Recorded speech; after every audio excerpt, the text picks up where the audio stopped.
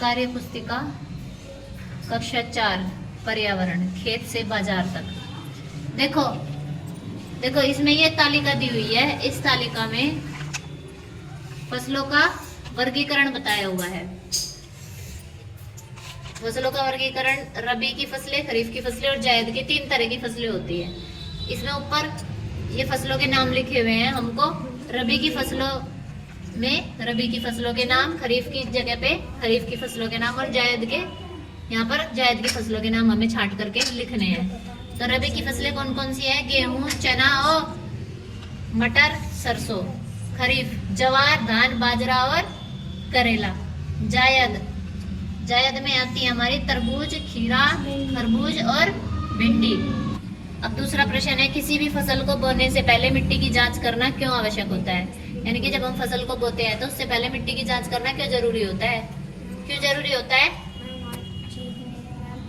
इसलिए जरूरी होता है क्योंकि किसी भी फसल के लिए अलग अलग तरह की मिट्टी की आवश्यकता होती है। मान लिया कोई फसल है जो सूखी मिट्टी में नहीं हो सकती, जैसे रेत में नहीं उग सकती है, तो उसके लिए थोड़ी चिकनी मिट्टी की आवश्यकता पड़ेगी। या कोई फसल है जो चिकनी मिट्टी में या गीली मिट्टी में नहीं हो सकती, उसके लिए थोड़ी रेतीली मिट्टी की आवश्यकता पड़ेगी। तो हर फसल के हिसाब से मिट्टी को चेक इसलिए करना होता है कि मिट्टी में उस फसल के लिए उपयुक्त मिनरल्स, न्यूट्रिएंट्स या पोषक तत्व है या नहीं है।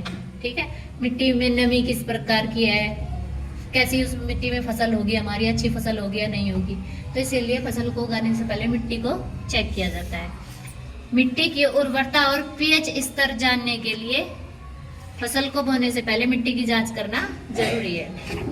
नंबर 3, जमीन को उपजाऊ बनाने के लिए कौन कौन से कारक? गर्मी, पानी, हवा, खनिज लवण और सूक्ष्म जीव। नेक्स्ट क्वेश्चन हमारा, खेती करने से पहले मिट्टी को क्यों भुरभुरा बनाया जाता है? मिट्टी को भुरभुरा बनाने के लिए और किन किन साधनों का उपयोग किया जाता है? ताकि जड़ें, पौधे की जड़ें जो है मिट्टी में गहराई तक जा सके। जब जड़ें गहराई तक जाएंगी तभी तो पौधा अच्छा होगा और उसमें गैसों का आदान प्रदान आसानी से हो सके। पोषक तत्वों को पौधा अच्छी प्रकार से मिट्टी में से ग्रहण कर सके, क्योंकि मिट्टी अगर टाइट होगी तो उसमें से ना तो पौधा आसानी से पानी को ले पाएगा और ना ही अन्य पोषक तत्वों को ले पाएगा। मिट्टी ढीली होगी तभी उसमें फसल हमारी अच्छी होगी। अब कौन कौन से साधनों का प्रयोग किया जाता है मिट्टी को ढीला करने के लिए, उसको भुरभुरा करने के लिए? आपने देखा होगा खेतों में कि कोई फावड़े से, हल, खुरपी, फावड़ा, कल्टीवेटर, हैरो, ये सब क्या होते हैं, मिट्टी को भुरभुरा बनाने में हेल्प करते हैं। अब इसमें ये चित्र दिया हुआ है। इन चित्रों में बीज का अंकुरण दिखाया गया है, यानी कि जो बीज से जो नया पौधा बनता है उसको दिखाया गया है, लेकिन इनके स्टेप अलग अलग लिखे गए आगे पीछे। तो सबसे पहले क्या होता है, हम बीज बोते हैं। क्या करते हैं, कौन सी, कहाँ पर बीज बोया जा रहा है? यहाँ पर मिट्टी में सबसे पहले बीज बोया गया। इसके बाद क्या होता है, जब बीज बोया जाता है उसमें से धीरे धीरे वो बीज अंकुरित होना शुरू होता है, जमीन में से नमी लेकर के अंकुरित होना। आपने देखा होगा बीज लगा करके, उस दिन चने के पौधे बोकर दिखाए थे, उनमें थोड़ा थोड़ा अंकुरण हुआ था और उनमें इसी तरह का निकलना शुरू हो गया था। तो ये पहले नंबर पर हमने बीज बोया, दूसरे नंबर पर इसमें अंकुरित, ये बीज जो है अंकुरित होना शुरू हो गया। अब इसके बाद क्या होगा, ये अंकुरित होते होते धीरे धीरे क्या हो जाएगा, जमीन से बाहर निकलना शुरू हो जाएगा और नीचे की तरफ इसमें क्या बननी शुरू हो जाएंगी, जड़ जमीन के अंदर जाएंगी और जो पौधा है धीरे धीरे जमीन से बाहर आना शुरू हो जाएगा। तो ये है तीसरा स्टेप। इसमें देखो पौधा बाहर आ रहा है और ये जड़ें जो है जमीन के अंदर बढ़ती जा रही हैं। अब इसके बाद जब ये जमीन से बाहर आ जाएगा, फिर इसके बाद इसमें छोटी छोटी पत्तियां निकलनी स्टार्ट हो जाएंगी। अब देखो यह है चौथे नंबर का स्टेप। इस स्टेप में क्या हो रहा है, छोटी छोटी पत्तियां हमारी निकल रही है और पौधा सीधा ऊपर की तरफ बढ़ता जा रहा है और जड़ें अंदर की तरफ बढ़ती जा रही हैं। अब इसके बाद धीरे धीरे पौधा बढ़ता जाएगा, उसमें साफ बड़ी थोड़ी बड़ी बड़ी पत्तियां निकलनी स्टार्ट हो जाएंगी, उसकी जड़ और भी गहरी हो जाएगी। तो इस तरह से पौधा धीरे धीरे करके एक बड़ा पौधा बन जाता है। तो इनके स्टेप ये है, नंबर 1, नंबर 2, नंबर 3, नंबर 4 और नंबर 5। बीजों को बोते समय मिट्टी में क्यों ढका रहना चाहिए? जब हम बीज बोते हैं तो बीज बोने के बाद उसमें हल्का सा पानी का छिड़काव करके उसको मिट्टी से ढक देते हैं, ऐसा करते हैं ना।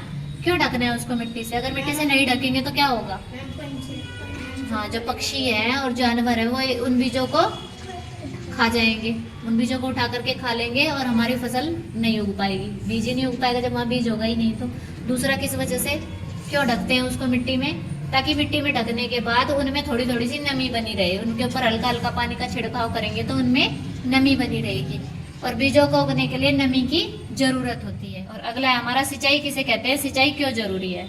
आपने देखा होगा खेतों में जब बीज बोए जाते हैं या फिर हम कहीं पर भी हम बीज बोते हैं कोई भी, तो उसके बाद उसमें हल्का पानी डालते हैं, फिर उसके बाद थोड़ा थोड़ा सा बीज उगता है। जैसे यहाँ पर स्टेप दिखाया हुआ है हमारा, हम पानी देंगे तभी तो ये अंकुरित होगा, उसके बाद और पानी देंगे धीरे धीरे इसको, तो ये इस तरह का पौधा बनेगा, फिर ये बड़ा होगा, फिर धीरे धीरे ये एक बड़ा पौधा बन जाएगा। तो इसीलिए जरूरी है सिंचाई।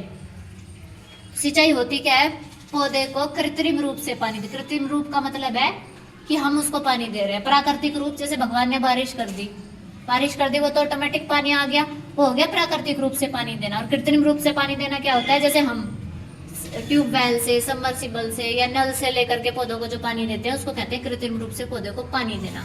तो पौधे को पानी देने की क्रिया सिंचाई कहलाती है। अब सिंचाई जो है क्यों जरूरी होती है, ताकि पौधे में नमी बनी रहे। सिंचाई समय समय पर करते रहेंगे तो पौधे को पानी की कमी नहीं होगी। और पौधे से क्या होता है, पौधे के तापमान को भी बना के रखती है।